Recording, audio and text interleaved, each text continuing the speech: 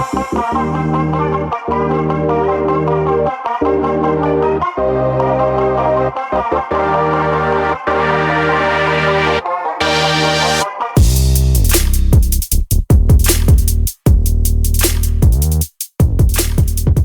you for checking out Real Talk Personal Finance. Shit's about to get real. Cashflow King with you today, and in today's episode, we have the cost of raising a child in the USA is up about 20%, according to a recent article. Thanks so much for tuning in to the Real Talk Personal Finance podcast. As always, we truly appreciate it. Before we get into today's episode, I want to go over a couple of quick announcements. The first one is we would like to welcome and give a very special shout out to our newest premium subscriber, Michael. So Michael, thank you very much for your new subscription to the Real Talk Personal Finance podcast. We appreciate you being a premium subscriber. This is your very first and hopefully not your last shout out on the show.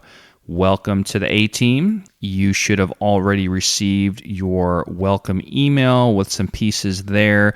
And then also we recently released the premium e-newsletter, and I remember sending that to you as well. So we hope you enjoy that and the separate premium only podcast that goes along with that. Thank you very much for your support.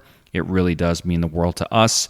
If you would like to be the next newest premium subscriber to the Real Talk Personal Finance podcast, you can find the link in your show notes. So click here to become a premium subscriber today, and you can read about all of the benefits that come along with doing that. Quick teaser, we will be giving away another $25 e-gift card coming up here in the next month or so. So anyone that is a premium subscriber is eligible for that. And we typically I've been trying to do that quarterly now, just to give something back and say thank you to our premium subscribers. We don't have a ton of you, but we are growing slowly but surely. So hopefully those listening to this, if you so desire, you'll decide to join us and become a premium subscriber to the Real Talk Personal Finance podcast. All right, so congrats, Michael. Thanks again. And the next announcement I want to talk about, and I mentioned this on a prior show, but I wanted to mention it again and elaborate on it a little bit. And that is the newest feature that Buzzsprout has shared with podcasters, such as us here at Real Talk Personal Finance, and that is the fan mail update, or the fan mail edition. And as I mentioned on a previous show, this is kind of a spin-off of the whole back in the day AOL You Got Mail. You know, it's a way to try to engage the audience of the show without them having to take more effort than they otherwise might want to in order to engage with the show. So for example, as I usually say on just about every, if not every episode, I give the email out and invite people to write in with questions and write in for this or that and email the show. And that's great. And you're still welcome to email the show if you'd like to do so. And we, would be happy to receive your emails. However, most of the folks, including myself, that listen to podcasts are doing so on a mobile device. And sometimes it's just a few too many clicks and a little bit too much effort to compose an email. It would be a lot easier to click a button and send a text. And we're all so used to text messages today. That's what Buzzsprout has basically come out with. And so in the show notes, I might change the wording of the link, but as of right now, I believe it still says send us a text message or text the show, something to that effect. It should be towards the top of the show notes, and we would invite you to do that. Now, here's where the update comes in. Initially, when this feature was launched, I thought, well, this is great, but I can't text you back. There's no way for me to text you back as the listeners on the show. And I thought, well, maybe Buzzsprout will be changing that in the future. And they may change that. But I actually brought this to their attention not too long ago, and they addressed it, and they made a really good point that I really wasn't thinking about. And again, it's designed to draw you as the listener in to engage with the show, and you can easily do that now by sending us a text message. But then it's for us to reply to you on the actual show in an audio format. So, for example, if you text the show and say, hey, great job, Real Talk Personal Finance, Cash Flow King, you're crushing it, or whatever, right? You send a text message. On the next show, when I do my little shout out section, I can get on there and say, hey, we got a text message from Indianapolis, Indiana, from phone number ending in 5566, and they said, blah, blah, blah. So we don't know exactly who you are, but it will give us, the city and state where the text is coming in from, along with the last 4 digits of the phone number that the text is being sent from. And that's it. We don't get your name. We don't get the complete phone number. We don't get, an IP or anything like that. It's simply for us to be able to respond back to you with enough information so that you know that it's your message. So, for example, I personally have used this feature, and I have sent a couple of fan mail text messages to the Buzzsprout podcast called Buzzcast, and they have responded to my message on their show in an audio format, which is what it's designed to do. That's actually part of the reason why and how I know what their intentions are for this fan mail feature itself. So again, we would encourage you to text the show, use the fan mail feature, click on the link that says send us a text, and actually text us, but then wait for a response on the show in audio format, and we will try to engage back with you that way, at least at this time. They could change that in the future, but that's the way it works and the way it's designed to work right now. And so we're still kind of experimenting with that, but I thought today's topic, I came across this, I got an email not too long ago, and this article caught my eye. So I'm going to take some time to go through this, but I think this is a really good topic, especially to try to drive engagement with our audience here, because I feel like, and this won't apply to absolutely everybody, but no matter who you are in some way, shape, or form, this probably touches your life in some way, whether you are a parent yourself or a grandparent, or perhaps you're an aunt or an uncle, or you have a close friend that has a child and you're kind of like their aunt or uncle, right? This kind of touches all of us in a certain way no matter what, and that is, even if you're not directly paying for it, the cost of raising a child in the United States. Now, I realize we're in 44 countries, so we have some listeners that are not in the United States. And I would be interested to hear from those listeners on how costs may have changed for them in their particular areas of raising a child or raising children over time. Or perhaps it's their family members or friends that they hear talking about it, or they're talking about it with them and how that's affected them, right? So it is personal finance related, and in some way, shape, or form, I think it's going to be loosely correlated to just about everybody as far as that goes in some capacity. So it's a great topic in and of itself, but also I would invite you to engage with the show. And if you're not sure what to send or what to text us about, perhaps you can give us your opinion, whether or not you agree or disagree, or just your thoughts on some of the information we're going to go through from this article. So I'm actually going to click on it and scroll through and talk about different components of it and just give you some information as, is written in the article. This is not an article that I wrote, and I'm not claiming that it's mine. So this is simply just me kind of going over some information that was sent to me because it kind of, piqued my interest. I don't think I've talked about this publicly on the show. I did a premium episode not too long ago where I did mention to our premium subscribers about this if they weren't aware.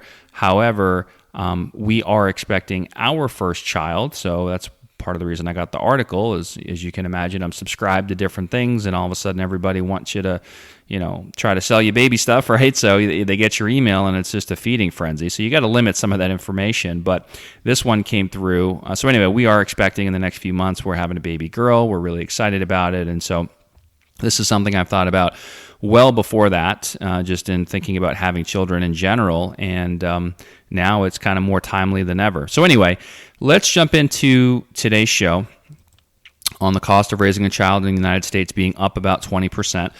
And let's go over this article. So this came to me from a website called Babylist. Some of you might be familiar with them.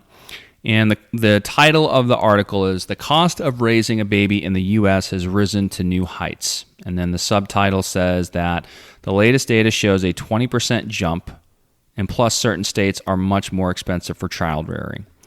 So let's get into it. The information that they provide in this article is from some numbers they've pulled from LendingTree in their most recent data. By the way, this article was most recently updated on May 10th of 2024. So the information in here should be fairly fresh, although they do cite some things from a couple years past, and in one case, several years past. So, take it for what it is. But basically, they're talking about the cost of raising a child essentially for the first 18 years. What is that annual cost from birth until age 18? And here's how much it costs across the country in different areas. They mention some different states, which we might get into, and then they also have some on the low and on the high end. So, for example, I don't know if we'll go through every single section. There's several of them. There's not too many. But one that probably comes top of mind for everybody in some way, shape, or form, whether you're planning on utilizing it or you're just so happy about the money that you might save by not having to utilize it, is childcare, right? So according to this, let's see here. Yeah, families are projected to spend about $237,482 over 18 years to raise a child. That's an average across all 50 states. The state with the lowest estimated cost was South Carolina, coming in at just under $170,000, and believe it or not, Hawaii was the highest cost, coming in at almost $315,000 over that time period. So when they go through and they break down the expenses and they take a look at childcare, they're saying that Washington, D.C., according to LendingTree, even though Hawaii is the most expensive in general, it's not the highest cost for childcare. So according to LendingTree, Washington, D.C. actually has the highest cost of childcare at $25,000, almost $26,000 per year. And then they list off 4 other states that came pretty close, which include Massachusetts, New York, California, and Minnesota, right? So that was interesting there. And if we go back up to the top chart here, the lowest listed on the low end cost for childcare was actually in Mississippi, where they're projecting, according to LendingTree, that it would cost just about $7,300 per year.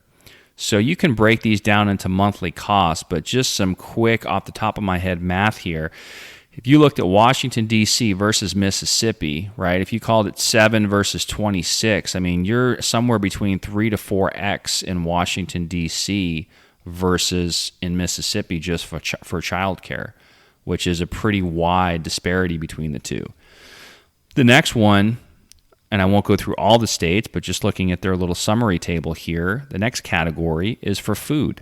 And there's 17 states that tie at right around $1,800 a year on food, and about 13 states that tie at just over $2,100 a year on food. So a lot of ties there. There's going to be differences in food costs, but it doesn't seem like there's an overwhelming gap there. Similar thing with clothes. They're saying anywhere from, on the low end, $100 a year to on the higher end, $300+ a year. I'm not a parent yet. I don't know. I know a lot of people do hand-me-downs and they join moms groups and stuff like that, but I would venture to guess, depending on what you're dressing your child in, I think both of those numbers are probably extremely low. We'll find out soon enough, but $100 to $300 a year. I know it says 300 plus, but I think that would be a pretty big plus. But again, who knows? I'm just kind of going off of what they're saying and kind of what I'm thinking off the top of my head. There's a section here which is kind of weird called rent, and in parentheses it says the difference paid versus child-free renters. I think what they're trying to say is for those that don't have children, how much more do parents with children pay if they're renting versus those that don't have them, and it's a kind of a weird section. But on the low end in Mississippi, Alabama, and Arkansas, they're saying it's about $1,000 a year additional versus those that don't have children. And then in Hawaii, it comes in at a whopping almost $4,200 a year additional. So that's not the total rent amount, but the additional amounts for those that have versus those that do not have children as far as rent goes. Transportation, there's a 9-state tie on the low end, coming in at about $1,800 a year versus on the high end, $2,200 a year in Maryland and Virginia. Health insurance, by far, Michigan seems to be the lowest cost at $844 a year in Michigan versus over $4,000 a year in Hawaii. And let's see, estimated annual total for infants and toddlers in Mississippi is on the low side, which is 15, almost 16,000 annually. In Hawaii, on the high side at over 30, almost $31,000 annually. So if we look at the grand total from birth to age 18, again, and we added everything up, South Carolina comes in on the lowest end here at just about 170,000. Hawaii still takes the cake on the higher end at 314 and change, almost 315,000. So those are just some pieces of information, again, from this article, and the numbers were compiled by LendingTree. They talk about, the different categories, and like I said, they mentioned some different states here.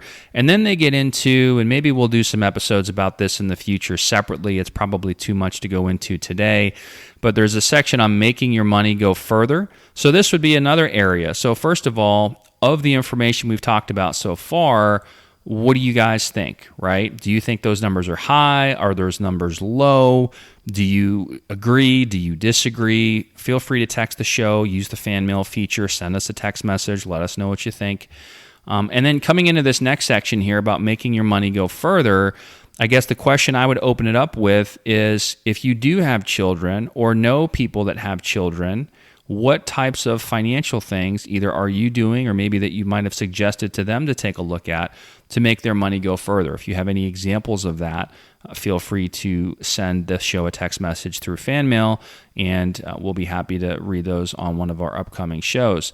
But going here, under this section, they're talking about certain state tax exemptions and credits. They mention a handful of states with a hefty tax credit, including Minnesota, Colorado, New Jersey, Oregon, Utah, and Vermont. California, they mention a young child tax credit that can give up to just over $1,100 a year to low-income families, and according to this article, that makes it one of the highest state child tax credits in the United States. Then there's a handful of states mentioned that don't offer any kind of child-related tax credit, according to this article. Those states would include Washington, Connecticut, Alaska, Nevada, and New Hampshire. And it looks like there might be more, but they mentioned those and then said to name a few. Let's see. All right, so there's that section. Again, curious, what type of things are you seeing in your state if you're living in the United States? Are you getting any sort of state tax credits? The next one they're talking about is Dependent Care Flexible Spending Account, or FSA. I believe Credit Union Cowboy, good old Cuck, and I talked about this a little bit on some of our shows in the past when we talked about some employee benefit stuff. So not going to spend a ton of time on that, but they do mention Dependent Care Flexible Spending Accounts for those that have that available. The next one is, there's mixed opinions about this. In fact, I might do a separate show on this. Maybe I'll see if I can get Retirement Hitman or somebody back on to have a little fun with this one. But a 529 college savings plan, there's mixed opinions about that. I have mixed opinions about them myself, which I don't know that I've talked about much on this show. So perhaps that's something that we talk about at a later time. But that is something else that's mentioned here. Again, would be interested to see what you as the listeners think. Have you used a 529? Do you enjoy using them? Have you never heard of one before? Do you like them? Do you not like them? Do you use other methods? I've had some interesting conversations with people on different alternatives over time. And again, I'll probably save that for another show. Perhaps if we get some feedback on them, I could read some of those on one of those upcoming shows and talk a little bit more about it at that time. So that's basically all I wanted to cover on today's episode. Again, shout out to our newest premium subscriber, Michael. Wanted to give you guys an update on fan mail. Wanted to mention this article to you and kind of get your feedback and encourage people to use the text feature under fan mail. Send the show a text message and we'll try to respond to it in an upcoming episode on the show here. If you want to do any sort of written dialogue with us, as always, you can email the show at realtalkpersonalfinance@gmail.com. Again, that's realtalkpersonalfinance@gmail.com. If you enjoyed the show, feel free to share it with a friend, family member, coworker, whomever you might like. As always, we would appreciate a 5-star review with some comments. If this show has made a difference in your life, or if you enjoy what you're hearing, we would certainly welcome the feedback if you feel like we've earned it. So that's all I have for you guys today. Thank you so much for tuning in. Consider becoming premium. Premium. And we will see you in the next episode. Check the mic and make sure it sound right, boys.